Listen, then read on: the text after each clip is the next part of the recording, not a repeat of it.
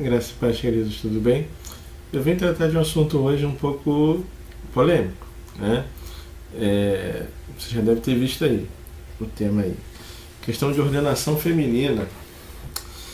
E eu não pretendo demorar muito nesse vídeo não, porque é um assunto também tanto quanto que mexe um pouco, né? Porque tem a questão do feminismo envolvida aí.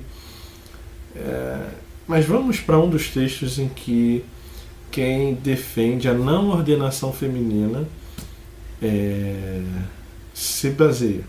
Primeira carta de Paulo aos Coríntios, capítulo 14, versículo 33. Diz assim: porque Deus não é Deus de confusão, e sim de paz. Como em todas as igrejas dos santos, conservem-se as mulheres caladas nas igrejas, porque não lhes é permitido falar, mas estejam submissas como também a lei o determina. Se porém querem aprender alguma coisa, interroguem em casa seu próprio marido, porque para a mulher é vergonhoso falar na igreja.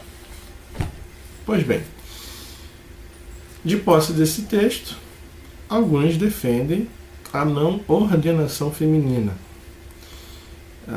Quando a gente fala ordenação feminina, entenda-se mulher pastora. Olha, queridos, de antemão eu respeito muito as mulheres que têm funções de liderança nas igrejas. Reconheço em algumas até de fato uma liderança até melhor do que de alguns homens. Mas, de novo, a gente precisa, diante de um texto bíblico, se fazer algumas perguntas. E são sempre as mesmas. Quem me conhece, quem me acompanha, sabe que são sempre as mesmas. Primeiro, qual é o problema que Paulo está enfrentando aqui para falar isso? Segundo, por que Paulo fala isso? Terceiro, qual é a solução que Paulo dá para o problema? 1 Coríntios 14 é a finalização do tema sobre os dons espirituais.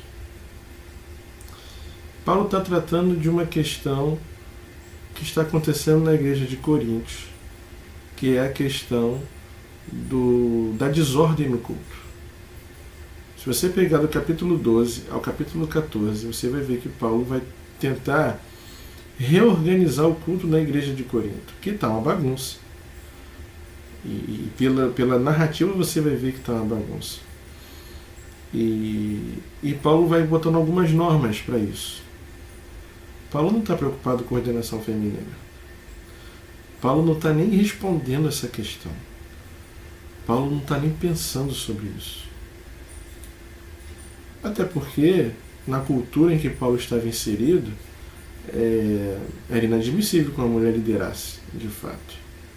E a gente não pode desassociar a escrita, né, dessa carta ao seu autor e ao contexto cultural que ele está inserido, cultural religioso. Então Paulo, ele vem de uma cultura judaica forte, ele era judeu, e como um bom judeu, cumpridor da lei, e então para ele era inadmissível, quase que inconcebível que uma mulher ensinasse na sinagoga, na igreja. Agora, querido, pegar esse texto para dizer que a mulher não pode ensinar é forçar um pouquinho. É forçar um pouquinho porque o texto não fala disso. O texto está falando de ordem no culto. O texto está falando de dons espirituais. Paulo está reorganizando a ordem no culto. Ele não está falando da mulher ser professora, da mulher não ser professora, da mulher ensinar, da mulher não ensinar. Até porque, depois, numa carta a Tito, Paulo vai dizer que as mulheres mais velhas têm que ensinar as mais novas a como ser com seus maridos. Então seria um tanto contraditório. Em outros locais, Paulo vai dizer que o servo tem que trabalhar para o seu senhor como se fosse para Deus. E o Senhor tem que tratar o seu servo de maneira digna e honrada, não deixando de pagar aquilo que ele deve. Se a gente for levar o pé da letra, parece que Paulo está fazendo uma apologia à escravidão, né? Será que Paulo era favorável da escravidão? Por que a gente não se pergunta isso, né? Por que a gente não se pergunta isso? Porque a gente entende que o Evangelho ele é transcultural. E Paulo não queria bater de frente com determinadas questões, ele não ia bater de frente com determinadas questões que pudesse colocar o Evangelho como levantar uma barreira. Então, ele aplica o Evangelho nessa cultura. É proibido ter escravo? É proibido? Cara, na Bíblia não diz isso, Jesus não falou isso. Agora, você tem que tratar o escravo de maneira digna. E o escravo ele tem que servir ao seu senhor de maneira honrosa. Então, de uma maneira, aplicando o Evangelho a essa cultura de escravo e senhor,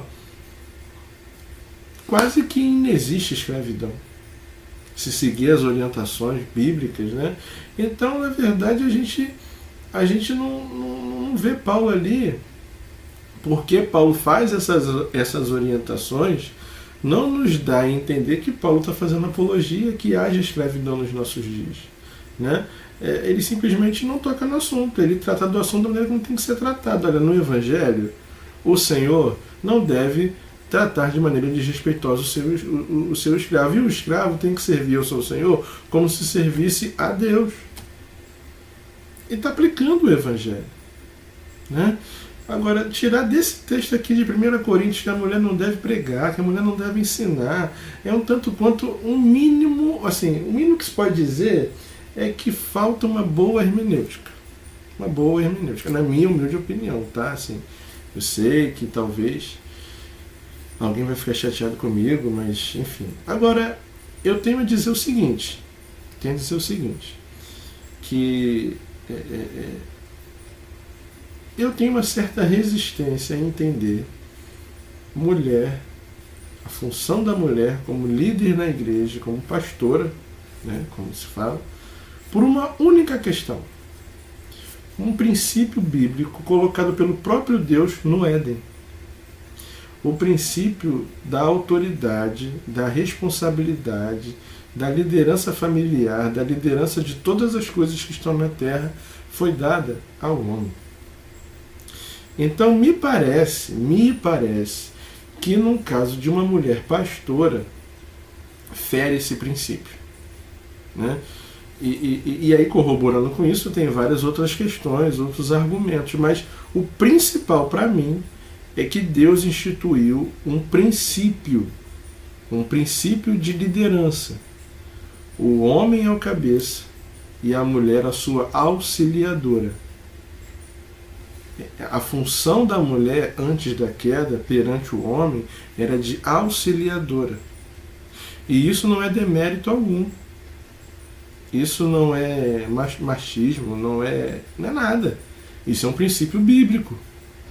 O problema é que me parece que a ordenação feminina me parece ser muito mais um braço do feminismo dentro do Evangelho. É uma influência do feminismo que está aí e precisa ser combatido dentro da igreja, né? Porque a gente vê determinadas situações em que as mulheres querem tomar o lugar dos homens, querem disputar com os homens em tudo, inclusive na igreja. E aí, quando essa ordem, no princípio, ela é invertida, a gente tem alguns problemas. Primeiro, que não cabe a nós questionar por que Deus fez isso. Quando eu questiono, você de repente pode estar se questionando, mas por que Deus fez isso? Mas por que Deus colocou o homem como cabeça e a mulher como auxiliadora? De repente você, mulher, está me ouvindo, você está falando assim, por que eu tenho que ser auxiliadora? Porque Deus quis, simplesmente por conta disso. E aí, quando eu me levanto contra um princípio colocado por Deus, sabe a quem eu me assemelho? Eu me assemelho à serpente. Lembra que a serpente falou para Eva? Que não é bem assim, sabe? Na verdade, querido, o feminismo, ele ele é malicioso, ele é pernicioso, porque ele vem com esse questionamento da ordem divina das coisas, da ordem natural das coisas. Antes da queda já havia essa determinação de que o homem seria o cabeça da sua mulher, que ela seria submissa e seria auxiliadora. E você percebe que durante o tempo antes da queda, que eles a viviam bem assim. Não havia problema para Eva em viver assim perante Adão. Não tinha problema para Adão em se relacionar assim com Eva. O problema, querido, foi a queda. A queda não só mudou várias coisas, mas também mudou esse relacionamento entre homem e mulher. E como resultado disso, o que nós temos hoje, no século XXI, sabe o que é? Países em que a mulher ela é escrava do homem. Em que elas saem com roupas em que não pode mostrar nenhuma parte do seu corpo. Isso é uma deturpação da ordem natural lá do Éden. Deus não criou mulher para ser escrava. Deus criou mulher para ser auxiliadora, ajudadora. O local da mulher é esse. E ela é boa fazendo isso. Ela é bem fazendo isso. Porque assim Deus o quer. Em compensação, você vai ter outros países em que a mulher está querendo tomar o lugar do homem, disputando com o homem. Tem homens aceitando isso. Dentro da casa, dentro de casa. Mulher que manda, mulher que desmanda, mulher que faz o que acontece. E isso traz problemas, sabe por quê? Porque não foi esse o princípio instituído por Deus no início. O princípio instituído por Deus no início foi que a mulher fosse auxiliadora e o homem o cabeça. A palavra final, a decisão final é do homem. Tanto é verdade isso que uma comprovação de que a autoridade e a responsabilidade está sobre o homem, assim como esteve sobre Adão, foi que quando o homem comeu, foi que eles se viram nus. Não foi quando Eva comeu, foi quando o homem comeu. Então, queridos, mudar essa ordem natural das coisas me faz entender que é ferir um princípio instituído por Deus de autoridade. Deus colocou o homem como cabeça.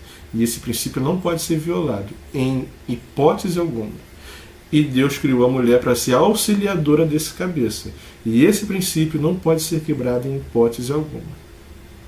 O que me parece é que a ordenação feminina veio para ser uma resposta da igreja ao feminismo.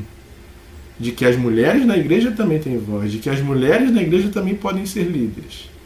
E aí eu entendo que elas podem exercer uma certa liderança. Uma liderança, mas que